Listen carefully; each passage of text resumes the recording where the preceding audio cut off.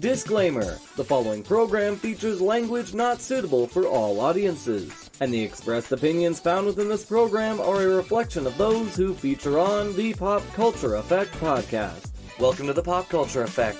I'm Rockin Rob, and on this show, I bring my closest friends together to talk about all the news happening in our pop culture world around us. How's it going, guys? It is Menace here, and... Dude, this is the YouTube. This is the YouTube channel. This is the YouTube. How's it going, guys? And welcome to the Pop Culture Effect. I'm Menace, and I'm joined here today by Trin.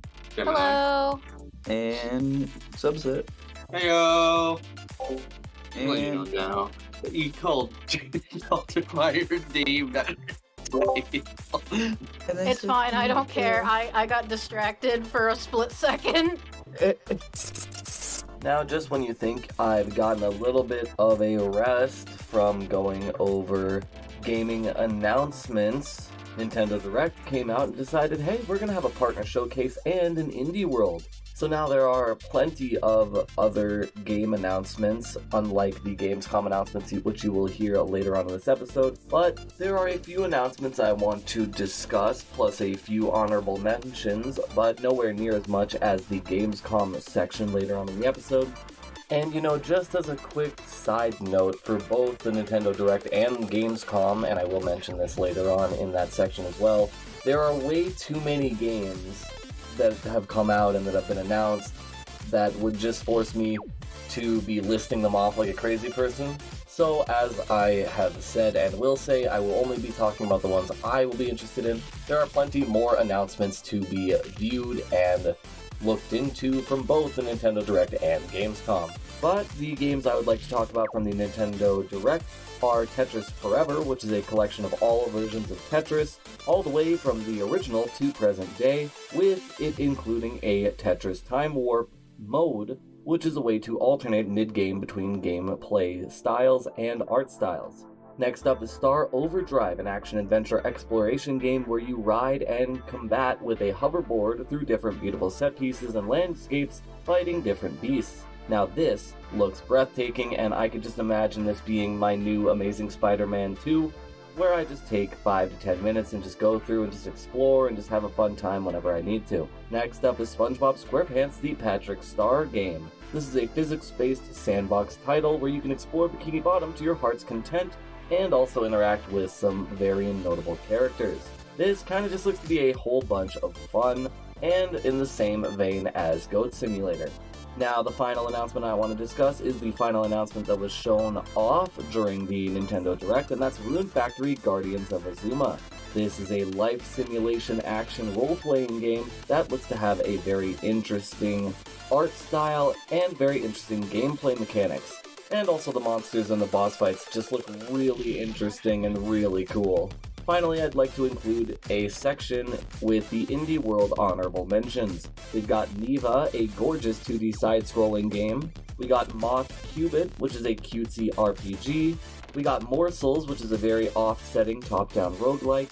We've got Wobbly Life, which is an adorable adventure game. And of course, we've got Pizza Tower, which is available as of the Nintendo Direct. And one last thing I want to include is, as I was taking time to write my notes out for this and get my thoughts collected to talk about it, there was a D&D Direct as well. So that happened also, which I'll definitely not have time to go through. But yeah, go check that out as well. It's 50 minutes? Not even an hour.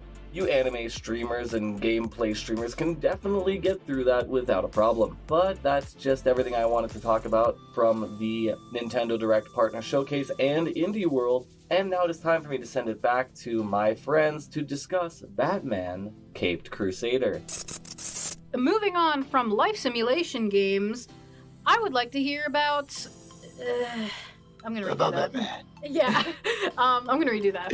But moving on from my little niche corner of what I am horribly about, let's move on to Subset's little corner of... Do you usually talk about superhero stuff? Because you want to talk about Batman, and I don't know what this is because I don't follow DC yet. Also, you should. Make sure to bleep out the for YouTube, please. Ah, what do you mean? What do you mean? It's Susan. We don't get monetized for any of those. Okay, fine. For No, that, you can keep going. Just Barbara can bleep it. It's fine. I could try and give him quick something like maybe edit over it. I don't know. What did I say? Like my little bit of No, just obsession. let him do it. It's fine. Obsession. He can edit obsession over it. Anyway. No, I'm not gonna do that. Moving on. That is all. Oh, okay. I guess we're done now. Goodbye. Bye. Bye. But yes, Batman: The Caped Crusader came on August 1st on Amazon Prime, and it's a 10-episode animated series of Batman. Clearly from the title, but it's a bit different than what you usually expect one to be. Because this is taking place during the 1940s, where Batman doesn't have all his doodads and gadgets, computers, none of that shit. Is it like a time travel kind of situation? So No, it's taking place during the 1940s. We're seeing a young Bruce. So is this gonna be like, kind of like how he was in when the Doom that comes to Gotham, when he was In a way, think of it Where he's, similar like, to using, where he's using like phosphorus and then like an actual piece of like strip to actually make a black light, or he's like actually using like, I don't know. I always thought those kind of things I am interested to see with when I was looking into this. I For don't know. this, none of that. No, it literally focuses on him using his detective work and what he has. But the difference is that during this thing taking place during the 1940s, is that it's a whole new ballgame. Everybody here is willing to be a bit more darker than what you expect from the other. Like similar to Batman Gaslights, that movie. I forgot the full title. But in that movie, it's taking place during London, during the Jack the Ripper murder. And you'll see other similar familiar faces, but during the time period that it is. Similar to this one, during this 10-episode run, we're going to see familiar faces, but done in a way that we're not normally seeing them done. For example, for the first episode, we get Penguin. But instead of a guy, we got a female Penguin, and she has 2 sons. And boy, do they leave an impression with the first episode, especially with the tone that it's setting, because seeing that this is during a time period where there's not a lot of things going on, I was thinking, how are they going to do Batman? How are they going to do certain villains? How are they going to do not a the lot whole... going on. In terms of technology, which Batman is known... This is like right after Prohibition. The, what is it? The Doom that comes to Gotham takes place during the Prohibition, so this isn't the earliest we've seen Batman. Which, that's true, but even during, like, Batman the Animated Series, during that, even though it's taking place around near the same timeline, he still has, like, a lot of high-tech gadgets. Well, no, I'm saying in the Doom that comes to Gotham, he doesn't have any of that high-tech stuff either. He has, like, an actual, like, he has to make a light with like a metal rod, like a copper wiring and stuff, and press it down into a vial to make a black light, like make his own black light. He's got like he's more of like a chemist where he's actually got to like analyze shit and deduce stuff. That's what I really liked about that movie. And this one, I like that even more than the Cthulhu aspects of that movie. It's similar to that, mostly just focusing on the detective work, going with the theme of during the 1940s, you know, high mob activity, some crime or effort going on, da-da-da-da. But it's just focusing on a young Bruce during the 1940s of trying to be Batman. Oh, yeah. And the way he's trying to do Batman is very rough around the edges than normal, because off the bat, when you see him with Alfred, he doesn't call him Alfred like most renditions that he does. He calls him Pennyworth. So they're not as he's not as emotionally open than we normally see him in renditions, because usually he talks to Alfred, he communicates with him, and when you think of Batman, you think of Alfred. He's there helping him every step of the way. In this one, it kind of feels like that Batman expects him to help him and expects him just to do his part. You know what's weird? Fun fact, while I was looking this up, April of 1440 is the first time that Dick Grayson was ever appeared as Robin in Batman. Really? I wonder if they'll make an homage to like the Flying Graysons or something during the show. Well, we'll get into that later on. But But there's already been a lot of talks about this show to other people and other articles giving their 2 bits about it. I'm just here to talk about the villains, because how they did the villains for this was interesting. Very entertaining in a way. We usually see these old faces, and there's some old faces from like old episodes and old comics that we don't even see much anymore. I kind of wish they did that more, bring in like old villains or these like the C tiers. I would say C tiers, more like characters who just left an impact but weren't able to continue for one reason or another.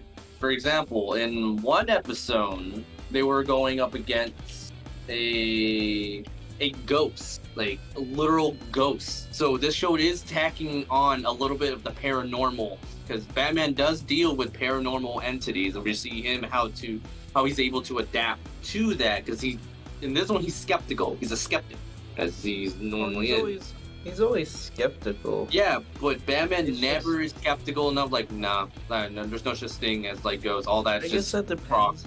I guess that depends on this Bruce's timeline, because if he never goes to the League, he never learns about the Lazarus Pit, never learns about like any of the actual mystical stuff. So far, none of that has been really hinted or shown.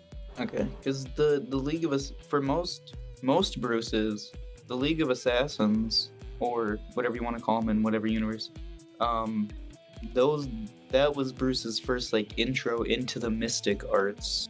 Yeah, for that, like for the whole ghost part, he has to figure out like, is it really a ghost? Is it just some guy, some weirdo that's been popping up and whatnot? Which he led, yeah, Scooby-Doo shenanigans. He literally goes to an expert on these kind of things to get his opinions on what kind of ghost this is or what he's dealing with. And that's very interesting, because usually you don't really see him, well, other than like superhero friends in some shows, but you don't really see him go from like a third party, somebody who's just there to offer their services casually. Yeah, he does. If someone's like unloading weapons stuff, he'll go to the dealer or the supplier and like, he'll drop in, hang him upside down off a building. Where are you? Well, not even that. It's literally somebody who's living in Gotham that he just showed up and start asking questions like, "Oh, I'm hunting this guy down," and the guy literally gives him 1-for-1 information about what kind of ghost he's dealing with. You might need to do this. It may be a little confusing, but you'll figure it out when the time comes. Like he didn't got there. Sorry, I haven't looked at any of the show, but how long has Bruce been doing it? Like being Batman?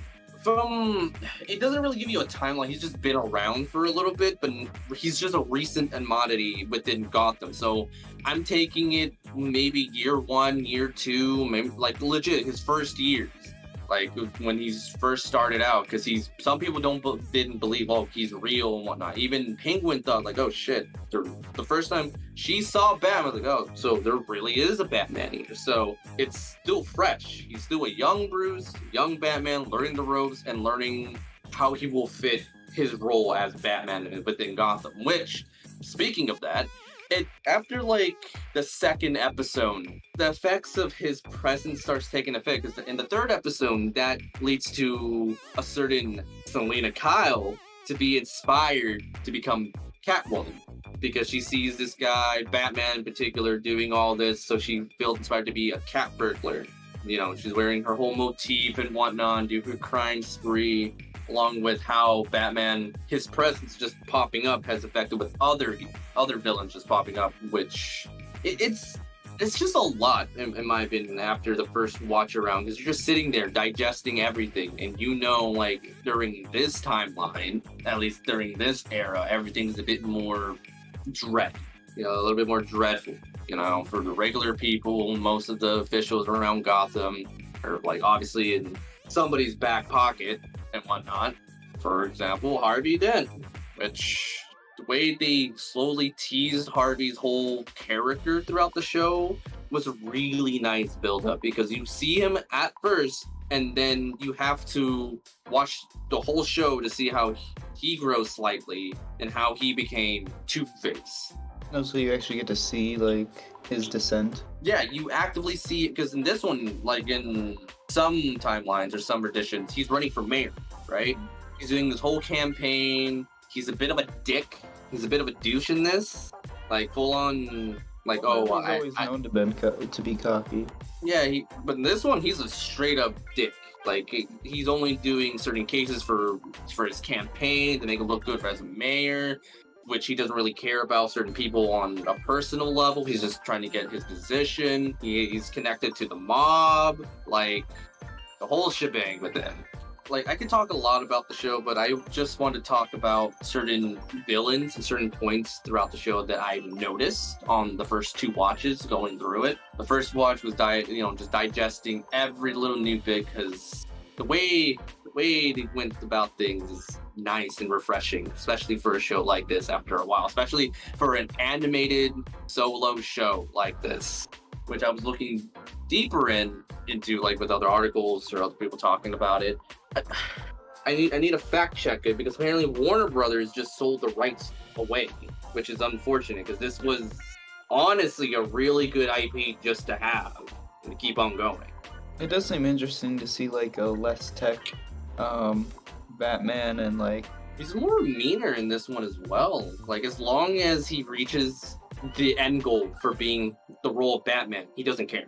Even with Alfred telling him even Alfred told him in couple of occasions like you need to calm down. That I feel like that's not really a proper way to go about certain things with involving certain people, like how he's getting assets or how he's dealing with certain emotional high tension things, the way he's just not caring as long as the end result gets achieved. Well, if even enough to dissuade like, the Pennyworth to say like if he's like a year or 2 in, like you say, that does kind of align with most timelines. At most, but he's not this dismissive about certain tidbits. Specifically when Alfred is telling him that he's messing up as a human being or messing up as a symbol, you know? He was never that like dismissive or not really paying attention. He's focusing on his role as Batman and his work. Is Bruce's motive still the same? Like it's still the same, but as I mentioned before, like the way he's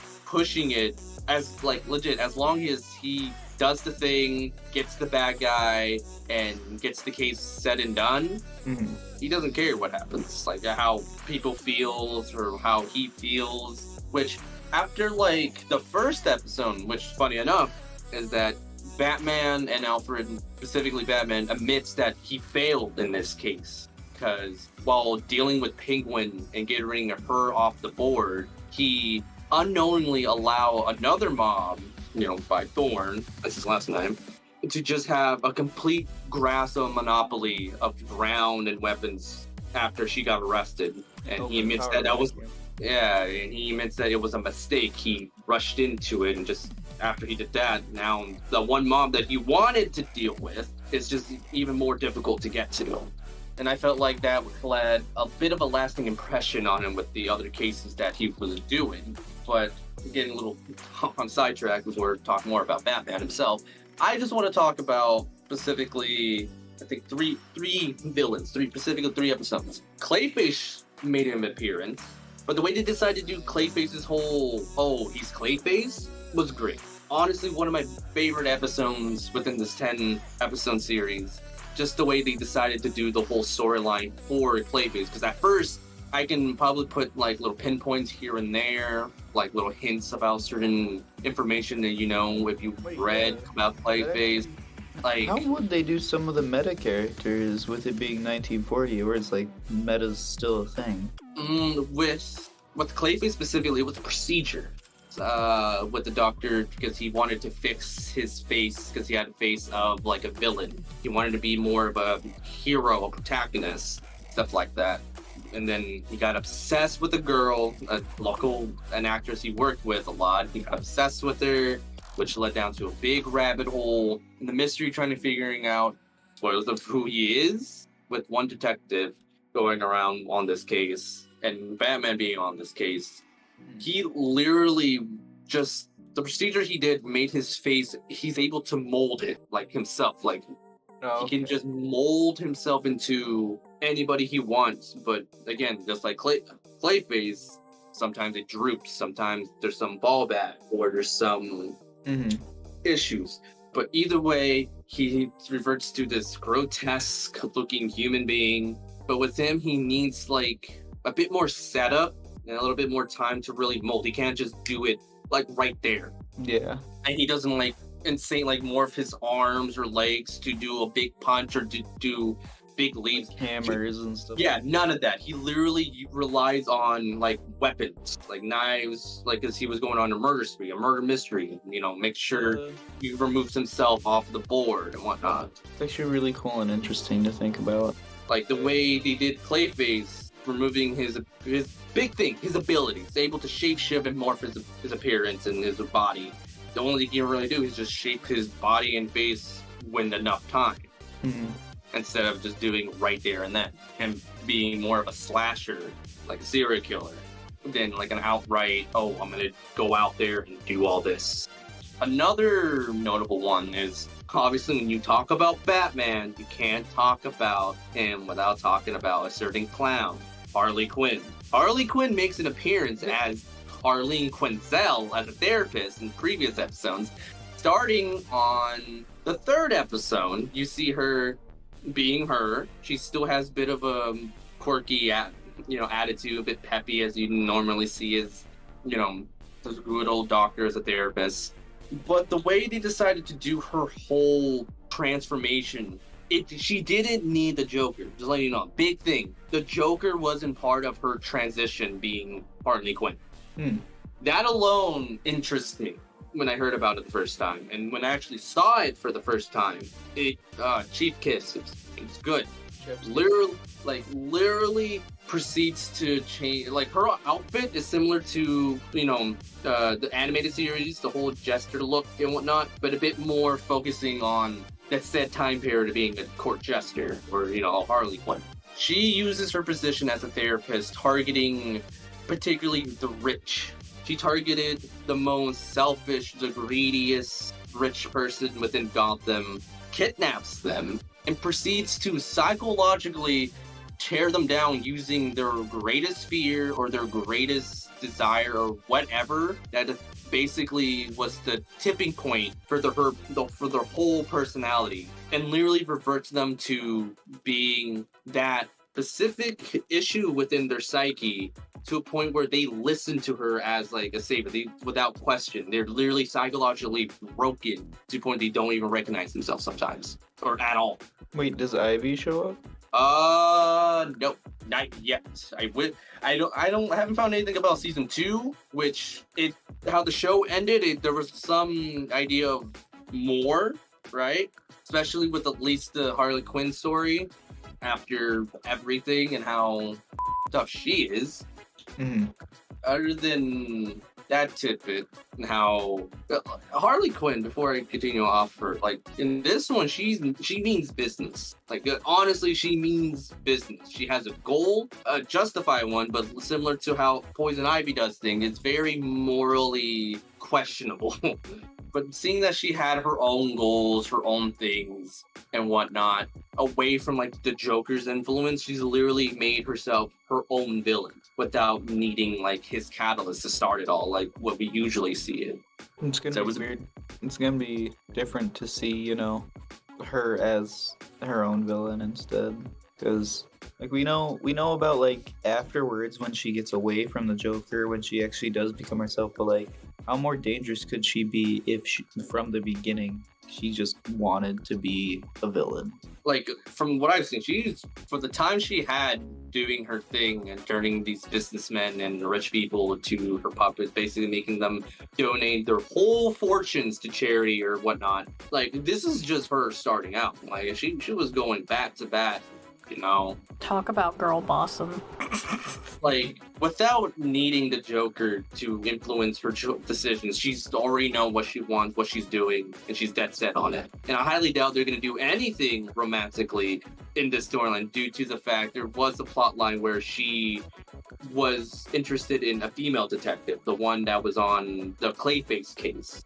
And the romance was very nice. I'm going to give it that. The romance between those two wasn't in your face. And I know some people might have some qualms about this, but it was nice, organic, and it was really reassuring to see a nice conversation between two characters, especially how you want to go about romance them together. It's one of the things, I'm not sure who's writing this one, but that's one of the things I've always liked with I just you guys know, at least Subset knows, I just went back over the recent animated movies of these last two resets for the DC universe, and that's what I've always liked with the Batman movies and comics, of like the little back and forth between like Selina and Bruce when they're like, after he's like chasing her for a little bit, and then they have their own little like talk, and you can see them both like, Bruce tries to be stoic, Selina flirts, he kind of warms up, starts flirting back. It's like that organic shit that I love to see in comics. And which you'd be happy that during the episode when Catwoman does show up, the chemistry between her and Bruce, even though it was light, it was there, and I liked it. It was nice, especially how they were going about things. But in this one, obviously, Bruce is a bit more focused in his work, so he wasn't really humoring her as much as one would like. That's the same thing in going back to the movies. Before Crisis had just happened, the reset before that, Selina and Bruce broke up for that same reason. He was too focused on being Batman and, fighting for Gotham instead of putting time for them as well. Now, speaking of fighting for Gotham, and speaking to the last question of talking about certain Robins, we do see Barbara Gordon. She does work with her father, not as a police officer, but she's a lawyer in this instance. That's what you expect Barbara will be. No nonsense and straight as a book. Wait, why'd you say Robin? That's Batgirl. Yeah, well, because I'm just mentioning it's just she was also a psychic, but not a Robin, but she was a psychic. Which leads, I just want to put that out, but which leads to another topic of a certain character I haven't seen in a long time, which deals more to like the paranormal. I don't know about it being meta. I think this is more of a magic base, more of the paranormal stuff, supernatural. It's during a carnival, all right, and this villain named Noctra, she's an interesting character where a young child, maybe a teen, has a strange power to able to take somebody's life force by literally sucking it out of you. She's a bit volatile, but at the same time, it's interesting that this is a kid villain for the episode, and I was wondering how Batman in this would deal with that. And it didn't disappoint. Before I get into more of that, it was great, because in this episode, you don't see one, but two. You see 4 Robins before they were Robins. Wait, so we see 4 Robins as children. We see the first Robin, the Flying Grayson, seeing this is during a carnival and whatnot. You see him. We see what was her name? She's a blonde, Stephanie. She was a blonde Robin. Yeah, we're going with that. But she was a blonde Robin who was part of the clique, and then she became Huntress after leaving, becoming a Robin because of reasons. So, I'm not sure.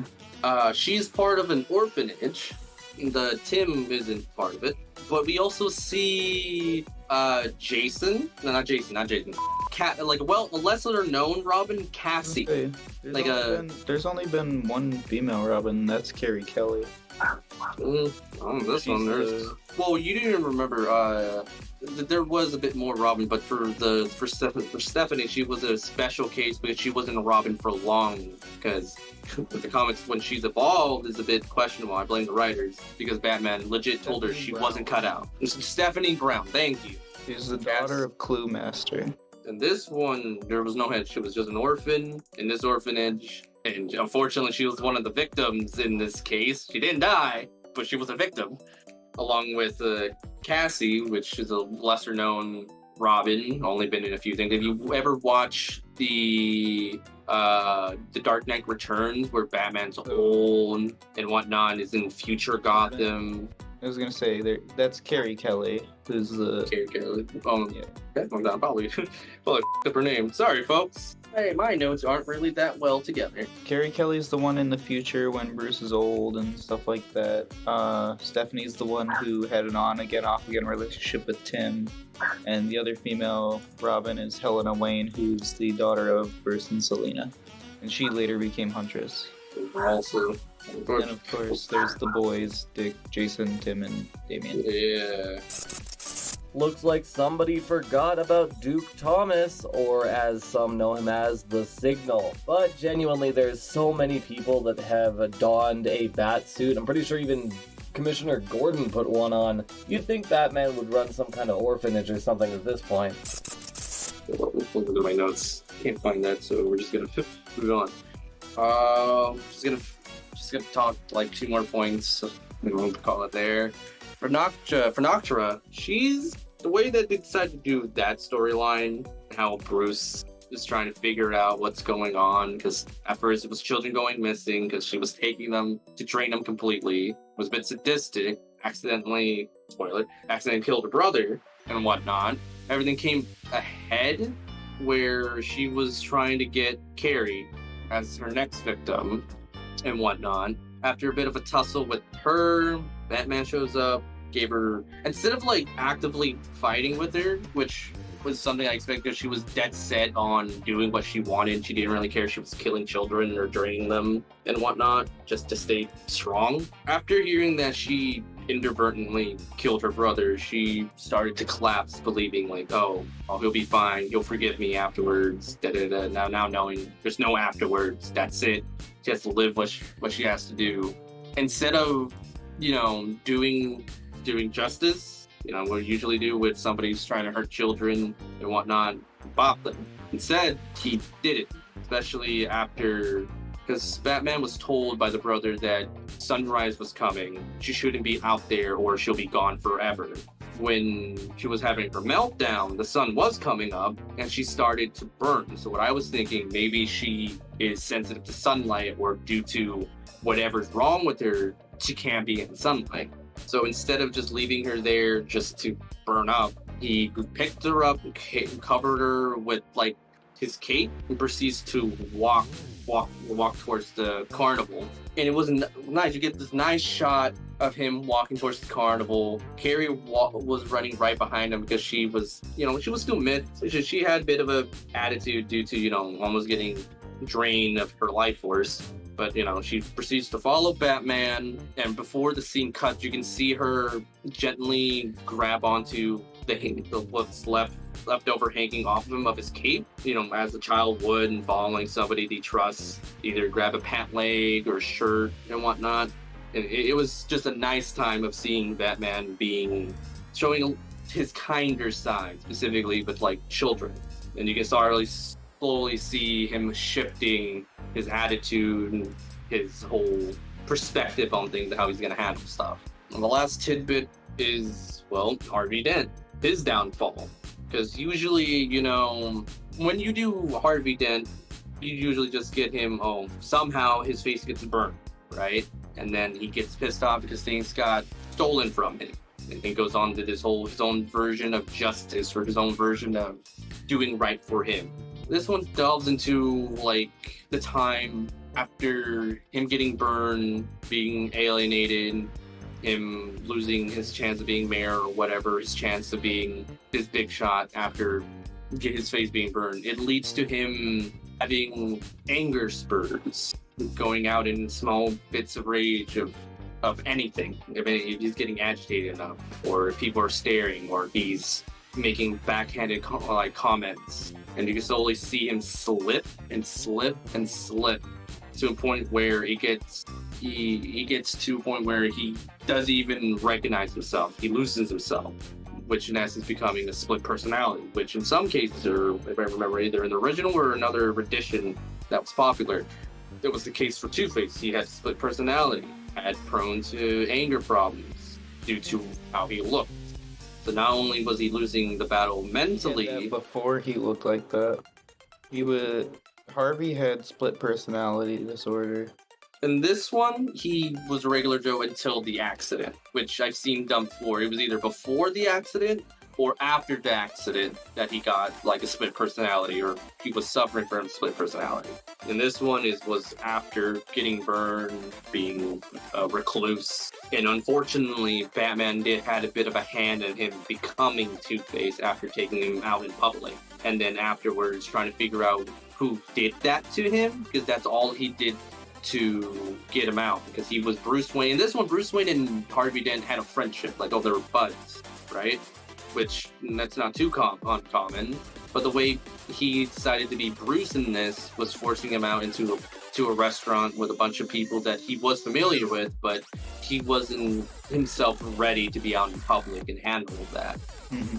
And after he had a big outburst within the restaurant and, just walking away, on the drive back, talking with Alfred was talking to him, don't you think that you went a little bit too far back there, taking him out in the restaurant like that, making him blow up, that can leave some really bad problems for him, for his psyche. Batman just dismissed it, saying like, I'm trying to find whoever did that to his face. So right now that's not to worry and whatnot, which concerned Alfred the way how he's been acting, and concerned how he's being as a person. For me, that was an interesting way of how Two-Face and Batman parallel one another to some degree.